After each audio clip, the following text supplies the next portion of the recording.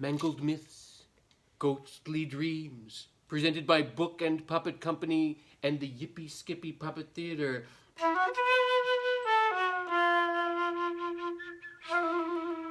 With your host, Molière. Bonjour. I'm coming to you from beyond the grave to tell you the stories of some very spooky things. We all know that death is the end of the trip for us. But what lies behind the curtain?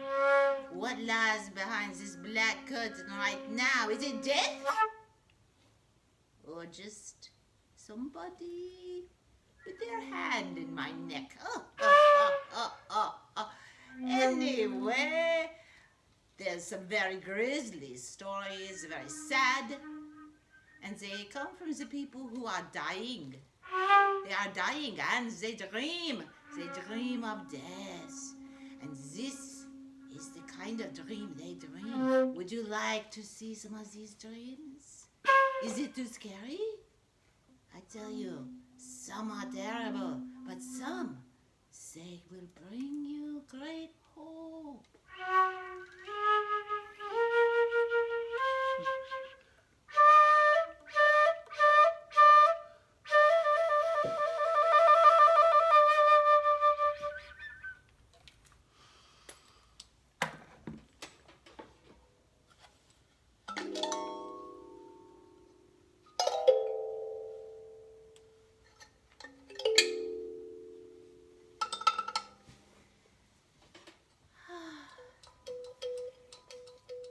This is a story of a woman who is on death's door, terribly sick, lying in bed, suffering, tossing and turning.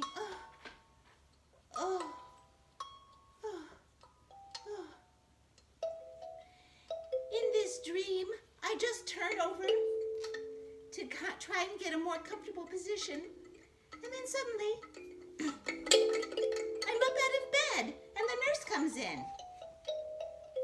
My, you look better.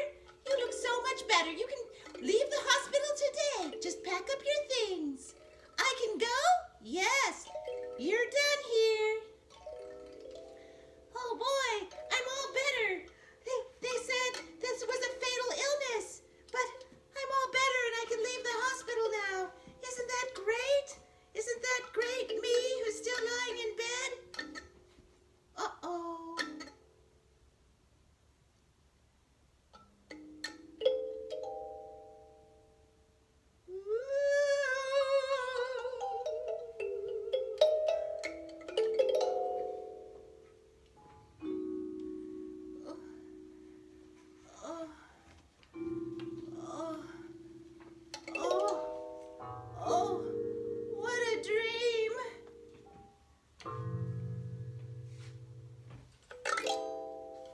Dream Theater, ladies and gentlemen. Dream Theater.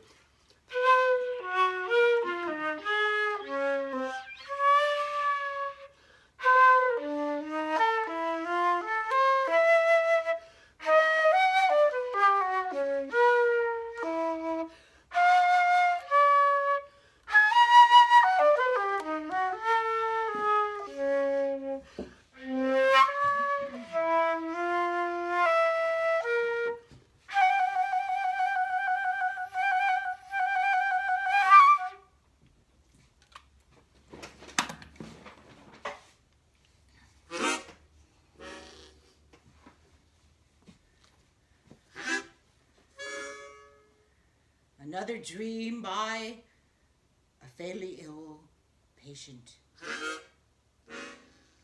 I dream that I'm falling into the blue. I'm surrounded by blue eternity, and I'm falling like into eternity, man. And then suddenly, all these little flakes start forming around me. Little flakes and little pieces of blue cloth. And they're catching me. And they're holding me. They're holding me together. I'm not going to fall apart. My identity is going to be preserved. There's voices around me. Don't worry now. We've got you. Oh, thank you. We'll take care of you. void. I'm not going to fall completely into the void. Instead, my essence will be retained.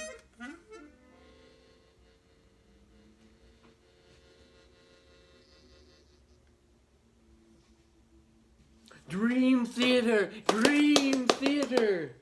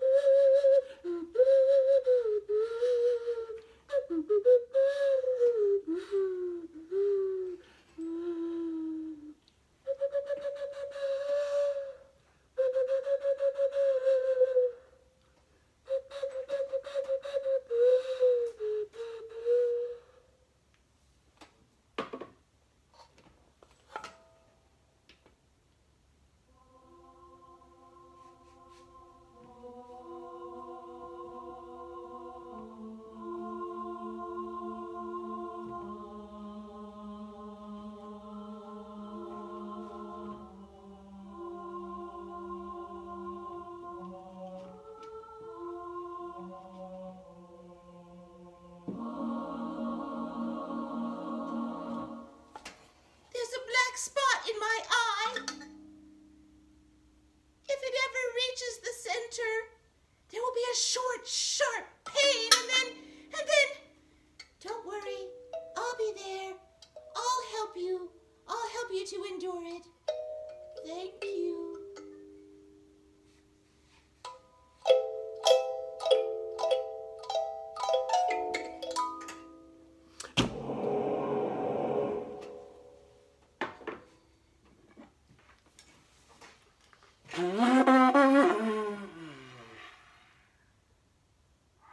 There's a colored circle that's thrown up on the screen of the curtains that hang down in front of the window to our bedroom. I'm trying to get a little closer to see it, but then I start walking around it and looking at it very worried. It's no longer colored. Now it's black inside. It's like a black hole. I have to be careful or I'll fall in. Evidently, this is a pit. The black hole.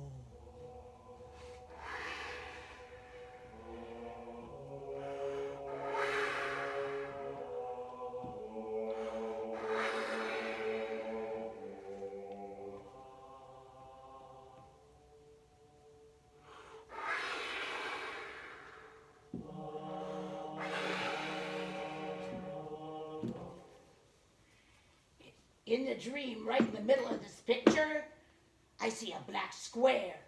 It's kind of like a medieval knight chest, you know, one of those old medieval chests. Flashes of red light are streaming out of it. These flashes point to the sky. They're painted in like pastel colors, mostly yellow and blue, with a radiant sun on the upper right side.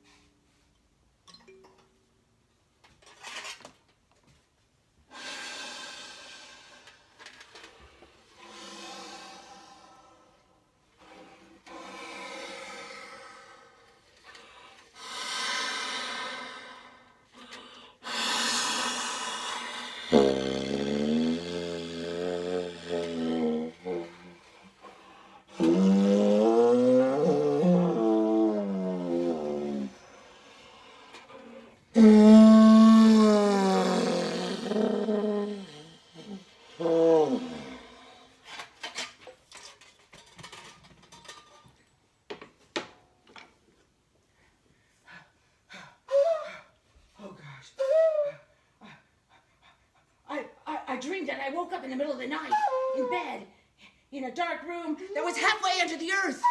Oh my God. A bright gleam of light is streaming in through the window.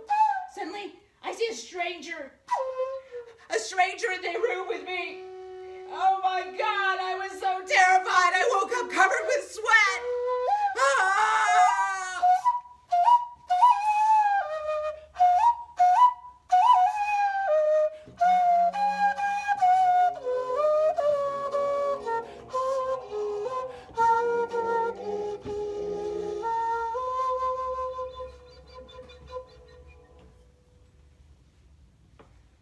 come home and I close the apartment door. As I go inside, I have this feeling somebody's here. Some strange presence is here. I look in my room and I see this old guy. He's over 60. I've seen him sometimes on the tram. Oh, he looks like death. He's come into the house. He's a burglar. I run out of the house. Ah! But I can't seem to lock the door from the outside. So I knock at a neighbor's door. Help! Help! Help! There's a stranger in my house. But there's nobody to be seen there. And no one opens the door. I'm all alone. I go back in my apartment where the sinister man is still in my room.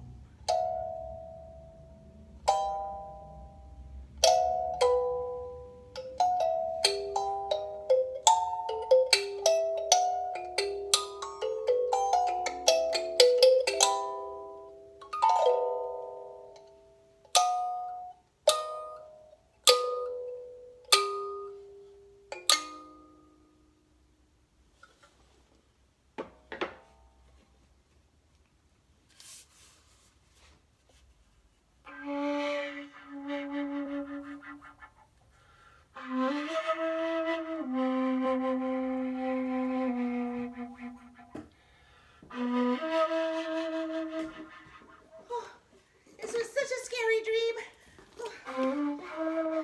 I thought I heard somebody knocking on the front door. Knock, knock, knock. And then the knock moved further inside the house. It was an inside door. Knock, knock, knock. Oh my God. There's someone in the house. I don't know who it is. But somebody comes in the room. I can't tell if it's a man or a woman. Oh my God. There's somebody just standing by the door. Just standing by the door waiting. Oh my God, I got so scared. I had this horrible, uncanny feeling. I shouted at him, "What do you want from me? Don't ever come back here again." Then I wake up. Oh, actually, I think I was awake the whole time. I can't get back to sleep. Ah!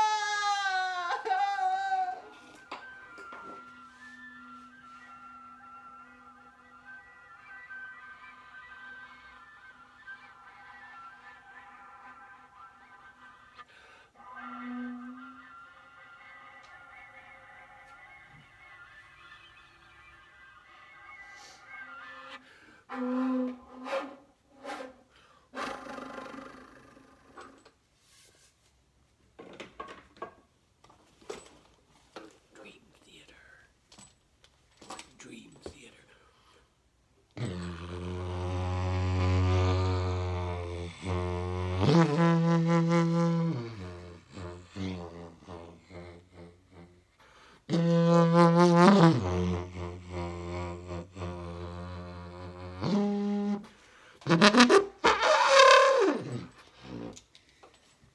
Are you terrified yet? I am. I think I peed on myself already. Well, we'll continue anyway, So, well, sometimes the dreams about the death, they do not happen to the person who is dying. No, they happen to the person who knows them. And it predicts the death. Yes, here comes one right now by Carl Jung.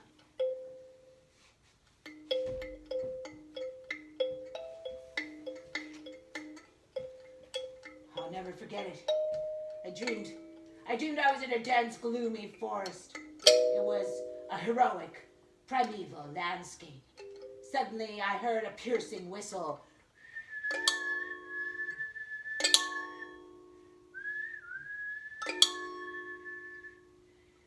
My knees shook.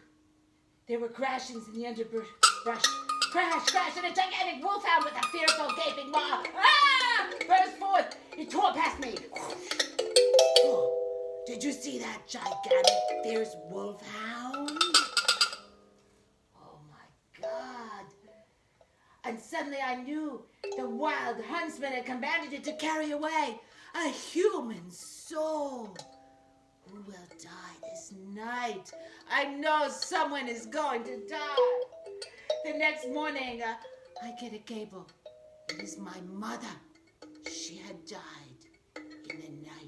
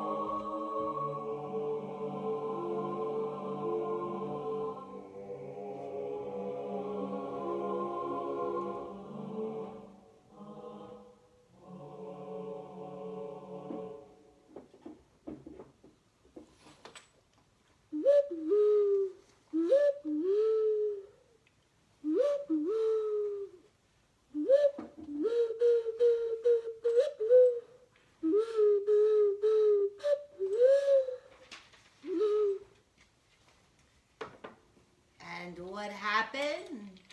What happened when you get taken away by the hound of death? Oh, many things can happen. Sometimes people die and then they come back to life. Then they tell the story of what happened.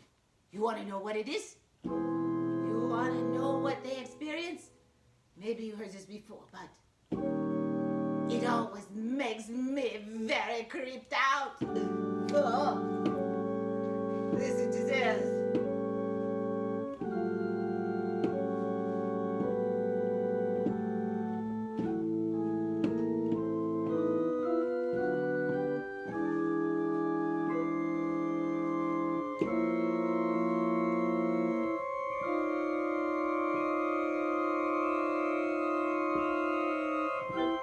I was floating in a long tunnel, which at first seemed quite narrow, then became wider and wider. It was dark red over me and blue-black in front of me. However, the higher I looked, the brighter it became. The feeling of weightlessness was wonderful.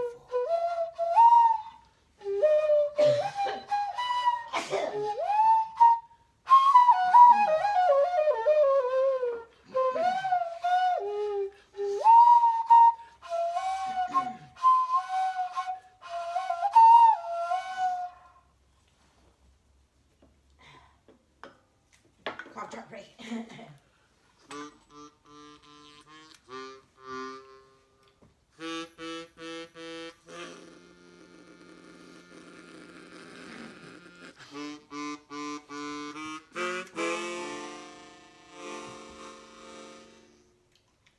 I found myself again inside of a dark, spiral-shaped tunnel. At the far end of the tunnel, which was very narrow, I saw a bright light.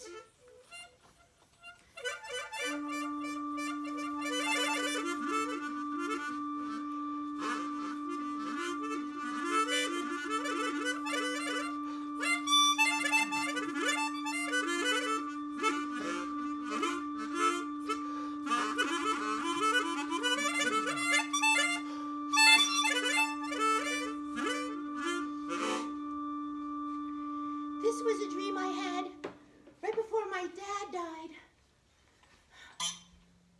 I'm in an underground station, and suddenly I discover my father among the people waiting for a train.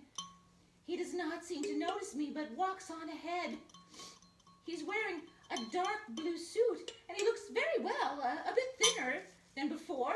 I follow him, but the great distance between us always remains the same, whether I go faster or slower. He is not to be reached. Suddenly, I see him disappear in front of a bright wall at the end of the tunnel.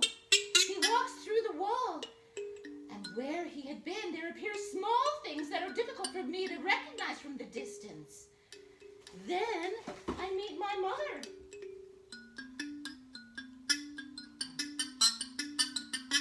She's coming now.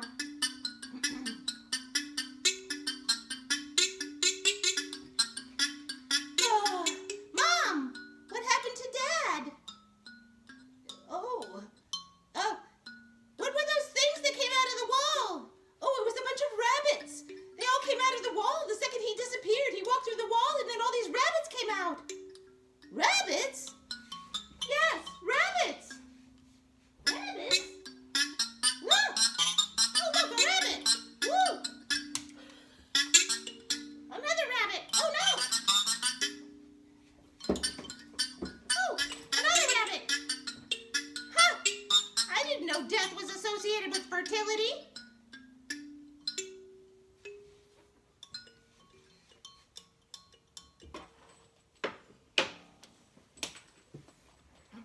Dream Theater, ladies and gentlemen. Dream Theater. Dream Theater.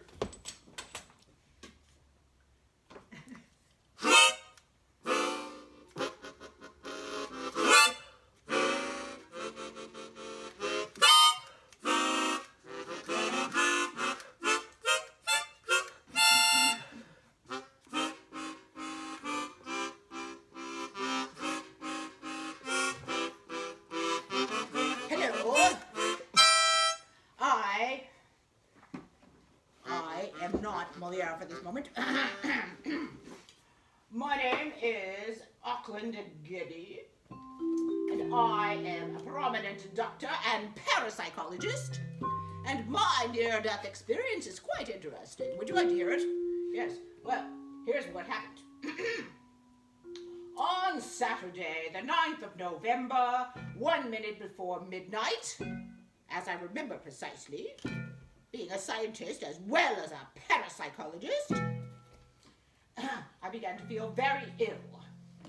And at 2 o'clock, I suffered acute gastroenteritis. It was very painful. By 8 o'clock, I had all the symptoms of an acute poisoning. Yes, this was bad. I could hardly count my pulse or breathing. I wanted to ring for help, but I realized that I could no longer do so. I couldn't even lift my arms. I was stuck in bed. I could feel my pulse, and that's about it. Well then, I wanted to ring for help, but I couldn't, so I just decided to give it up. Well, I guess I'll just die then. And so I proceeded to die. It was clear that I was very ill, and so I went over my financial situation briefly. Is my wife going to be all right? You know, that sort of thing. And then my consciousness, was in no way hampered by the fact that I was dying. It was quite fascinating. Yes. And then I was never clouded, but suddenly I noticed that my conscience had actually separated itself from another consciousness that also was me. In order to describe this phenomenon better, I would like to refer to it as consciousness A and consciousness B. Now, they were both me, as I say. A consciousness was my ego self, and they were attached to each other. But B consciousness belonged to my body. As my physical condition became more and more serious and my heart scarcely beat at all, I realized that the B consciousness, which belonged to the body, began to show signs of a complicated structure. That is, it constructed itself out of physical sensations in the head, the heart, and the, gut, the intestines and belly and such. So,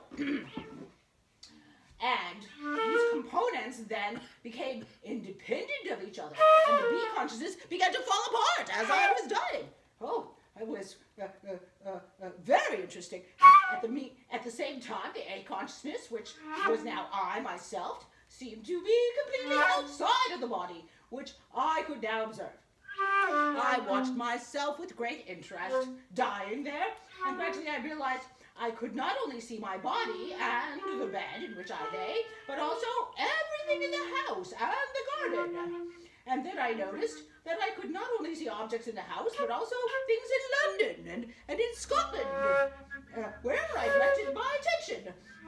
a source unknown to me, which I called my mentor, I was instructed that now I was completely free in a time dimension of space, in which the now was, in a way, equivalent to the there in ordinary three-dimensional space of everyday life.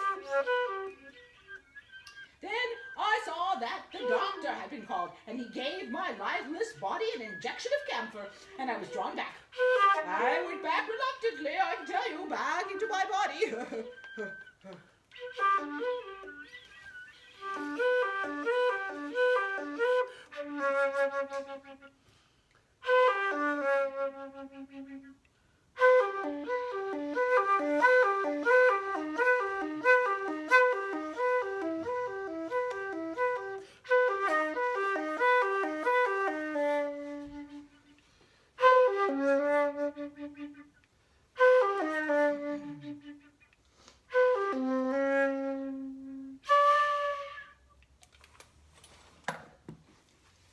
Dream Theater.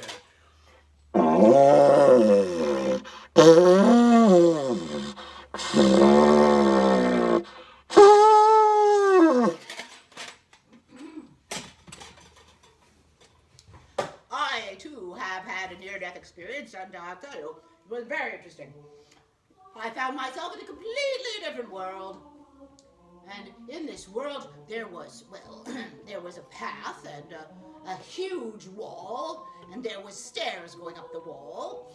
And it was at the top of the stairs, it got lighter and lighter until the stairs disappeared into a brilliant light. And, but down here where I was, it was very dark, and there was sort of a cinder path. It was like it was made of cinders. And I saw some little old man just hobbling along there, like just help.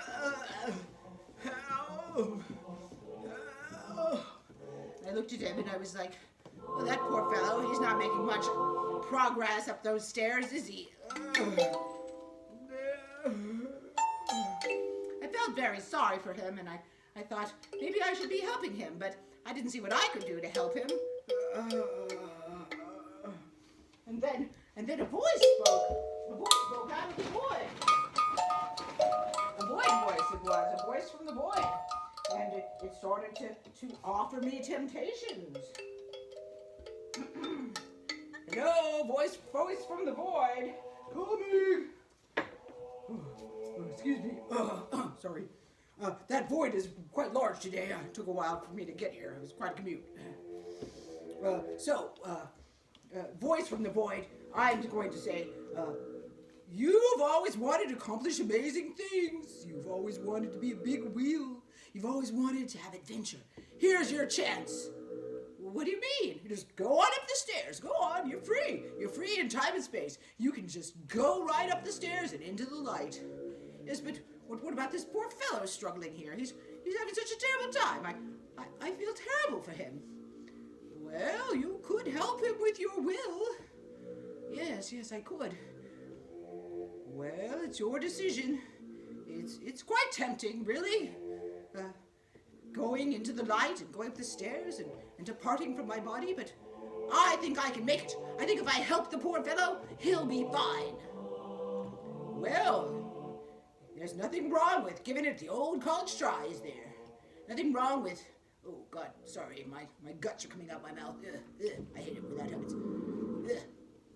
Anyway, nothing wrong with giving it the old college try. I think that's a sign of a good character. I think you're gonna make it.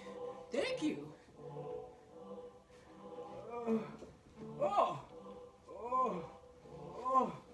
Why, look, he's walking better already. I think we're gonna be fine. We're gonna make it. We're gonna make it out of this one. And I did. I lived. And I'm still alive today, but I've never forgotten that strange place.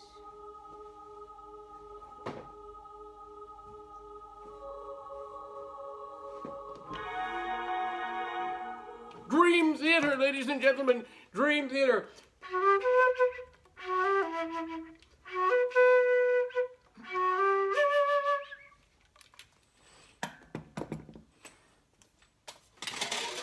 Ooh.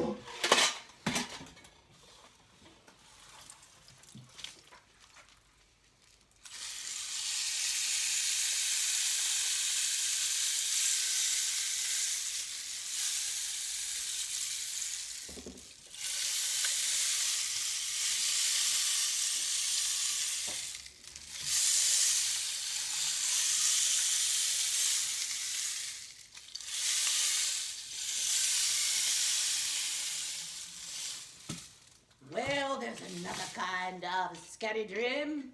And that's a dream about somebody who's already dead or who just died right now. I remember a story by Carl Jung. He told it was a very scary story. You want to tell the story, Carl? Oh, sure. Here he comes. He's going to tell a story.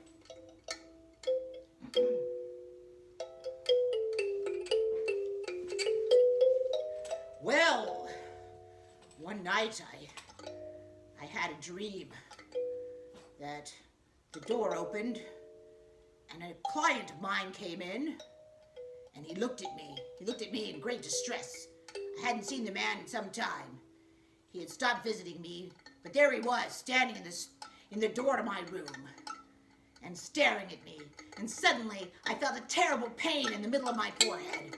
Ah! Right there in the middle of my forehead. Just a terrible, terrible pain. And then, the next day, I found out he had shot himself at that very moment. If that doesn't scare you, I don't know what will.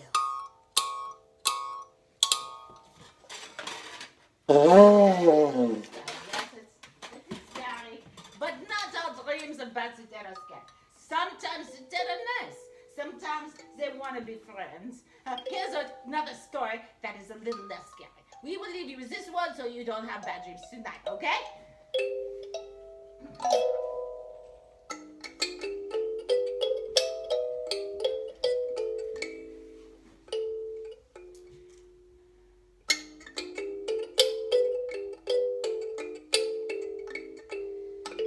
Some years ago, my father died when I was away from home. And so, of course, in the weeks afterwards, I was very, very preoccupied with his departure because I hadn't been able to say goodbye. And then I had a dream that it was about 10 o'clock in the evening, in the dream, and suddenly, and it was dark outside, and suddenly the doorbell rang. And I knew it was my dad. I knew it was him. So I opened the door, and there he stood with a suitcase in his hand, and he was all dressed up for traveling. And I thought, oh my goodness, I read in the Tibetan Book of the Dead that sometimes people who've died suddenly should be told that they're dead. So I was about to say something, but then he beat me to it. Don't worry, dear. I know I'm dead. That's not a problem. I'm just here to visit you. Can I come in? Oh, sure. So I let him inside. He came in with his suitcase, and I said, well, let me show you to your old room.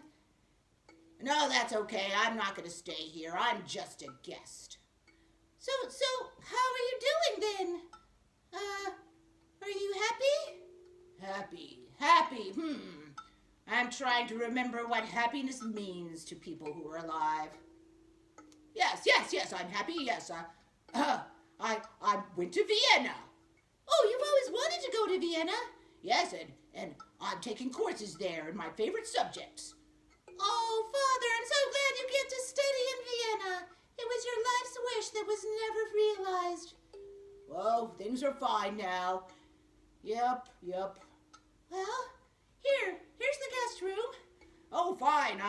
Thank you. Well, the truth is, it's not really a good idea for the living and the dead to spend much time together. I just wanted to make sure you were all right and have a chance to say goodbye. Oh, that's wonderful, Dad. Why don't you head out now? Can I give you a... No, don't hug me. No, that's fine. Don't try to hug me. Just go. It'll be fine. Off you go. Okay, Dad.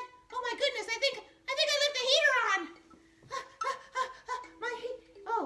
My heater isn't on. Well, no, wait a minute. What's that heat? And I woke up and I was all sweating and hot. I think it was some kind of reaction to the coldness of death. Anyway, at least I got a chance to say goodbye to my dad. And that's the end of our stories tonight. I hope you enjoyed them. I hope you found them inspiring. Dream Theater, ladies and gentlemen. Thank you for attending another episode of Dream Theater.